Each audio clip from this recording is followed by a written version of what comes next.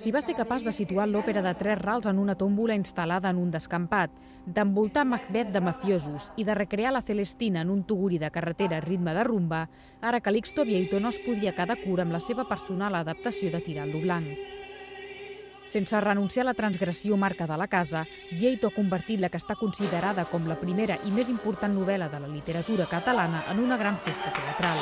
Tota la novel·la és una gran festa de les paraules, també, de les paraules, de les imatges, de la sensualitat, de la ironia, del cinisme, del sarcasme, de lo grotesc.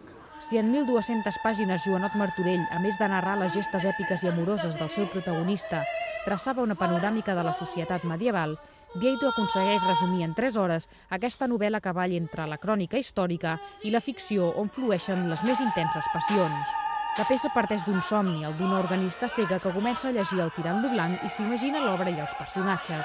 El tirant és l'únic personatge que es manté en l'edat mitjana i la resta de personatges que l'acompanyen podríem dir que van voltant en el temps, van saltant els segles, i es troba en un panorama futurista que li recorda tota la seva història. És a dir, reviu la seva història a través de personatges contemporanis i alguns més futuristes. Un senyor, un creador, del qual rebem molts beneficis. Tot això, i encara que alguns pensin al contrari, està tractat amb un gran respecte per l'obra de Martorell. Jo crec que està tractat d'una manera molt festiva i molt agradable i molt poc ofensiu. No crec que ningú es pugui ofendre per això. Que el públic es pugui sorprendre té el seu punt de dir...